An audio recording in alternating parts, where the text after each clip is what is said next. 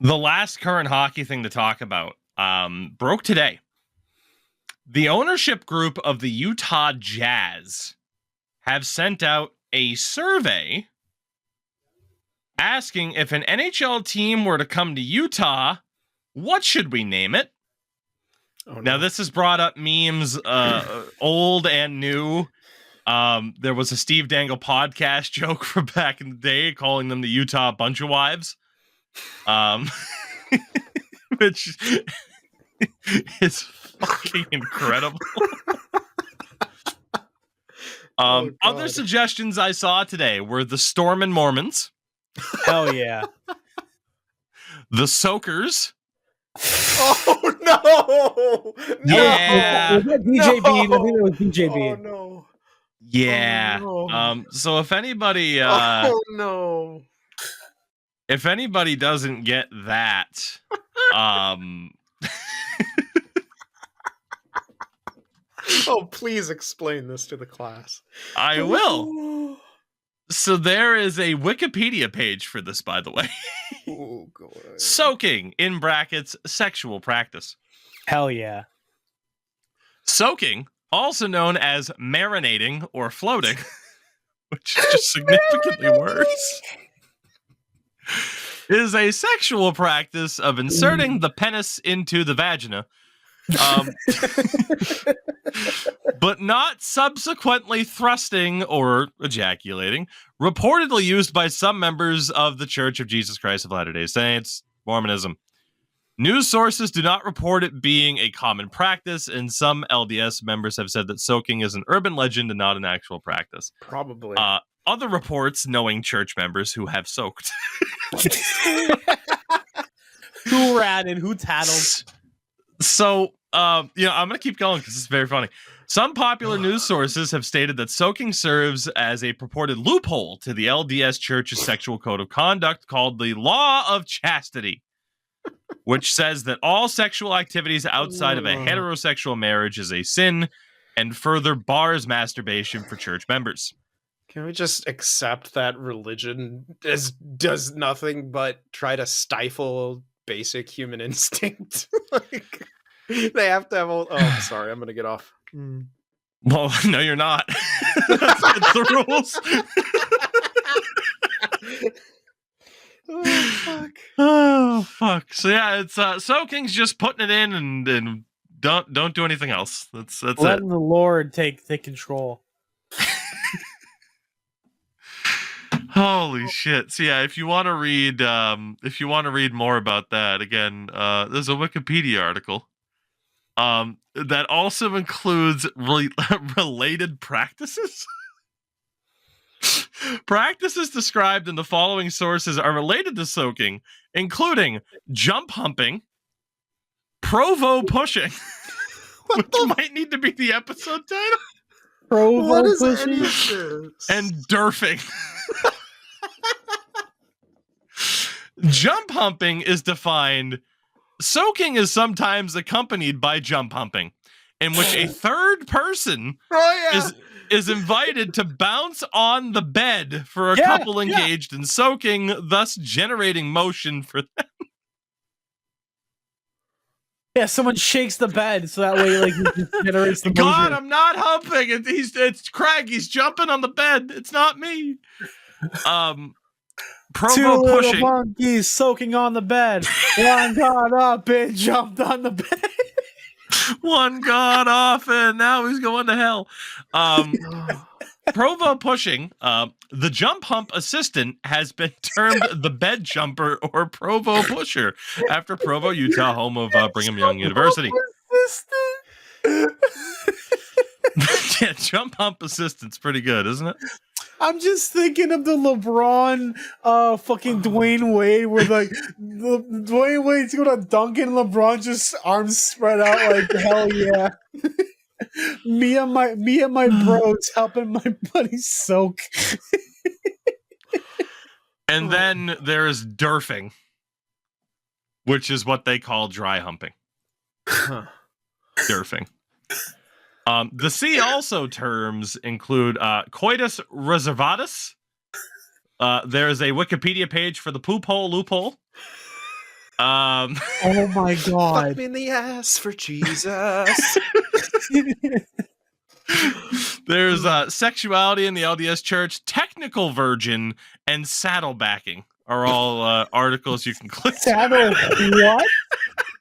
What? This is the best segment we've had since we talked about porno grind. Yeah. I feel bad. No, I don't actually. Oh my Holy god. shit. Just Mormons get shit on so much just for being. I mean, it's what happens when you base religion off something. You can ask your grandparents if it happened, and they can say, "No, that didn't happen." Yeah, they get shit on. That's what happens when you use the poop hole loophole. Like, what the fuck? Oh my god. So I clicked on saddlebacking. Oh no. Oh no. It is it is a term from an article. The phenomenon of Christian teens engaging in unprotected anal sex in order to preserve their virginities is it's saddlebacking. But then there's also a follow up. What do you mean there's a follow up? The section below it, there's a Wikipedia article called Rick Santorum's Views on Homosexuality. It has a fucking page. Holy fuck, this rabbit hole it just doesn't stop. That's what he said. So anyway, other Utah hockey team names suggested were the SLC Punks, which very good. As long as Matthew Lillard movie from back in the day. As long as he's there for the opening puck drop. There's also the Salt Lake, Utah Tornadoes. The SLUT. They give the eyes slut. Okay. Slut. And I saw somebody else suggest the Utah Nordiques, which I thought was fucking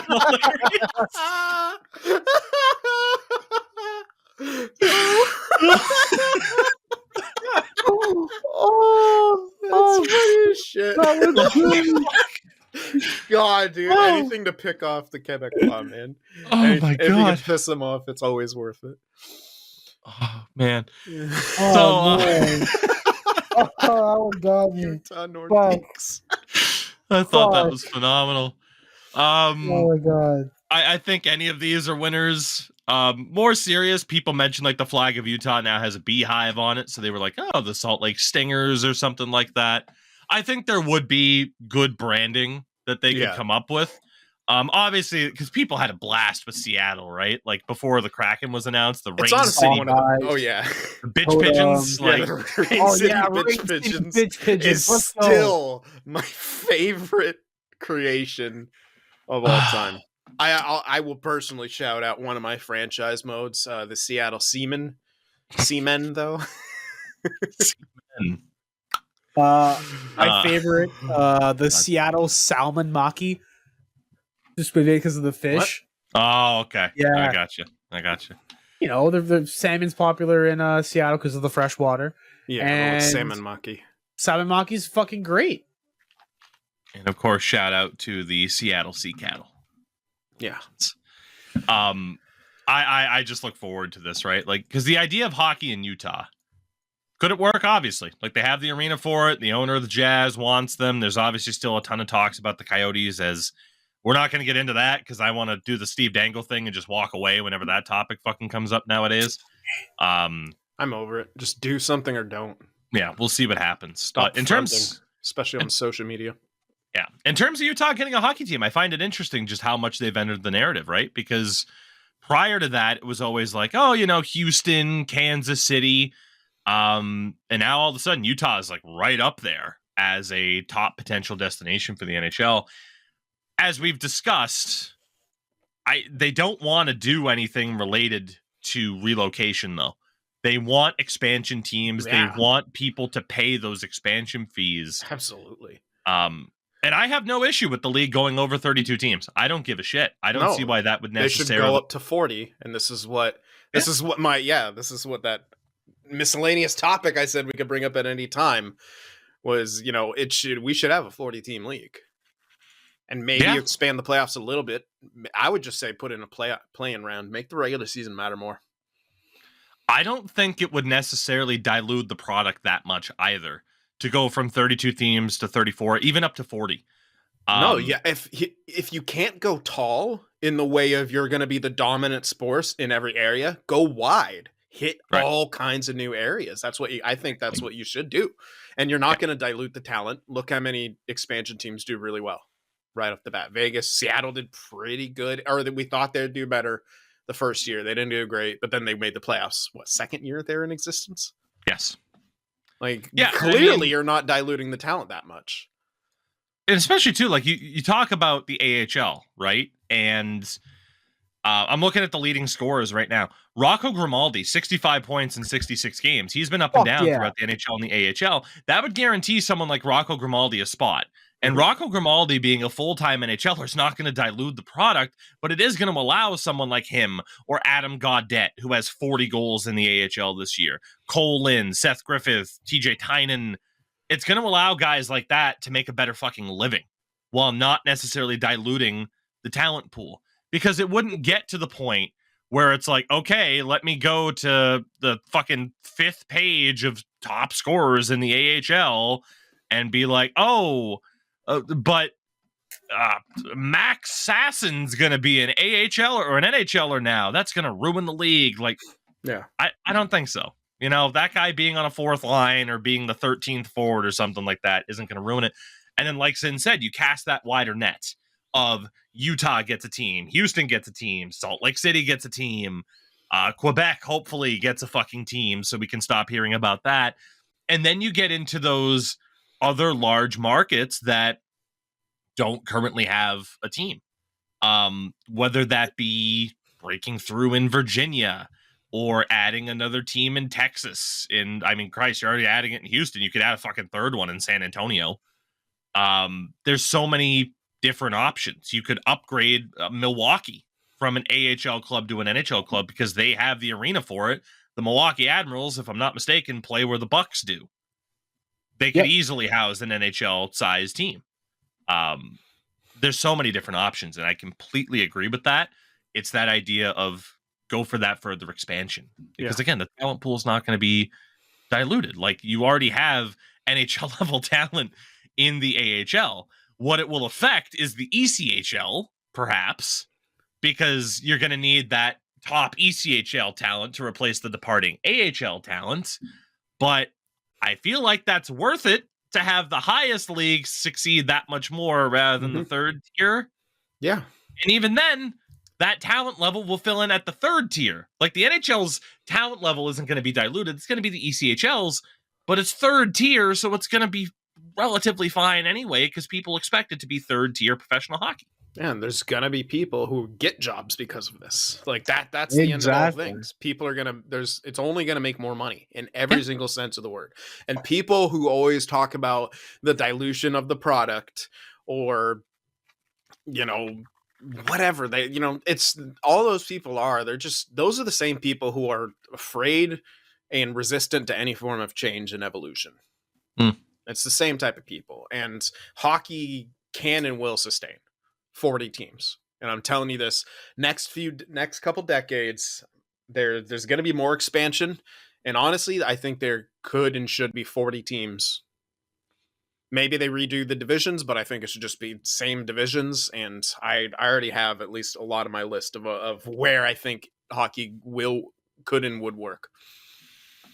Yeah, I think on a later episode we can finally go through with that full... I was just going to suggest that, give you guys both homework to come up with 2 teams, two locations, 2 cities for each division that would bring us up to 40. I think that'd be fun. We could talk about that next episode.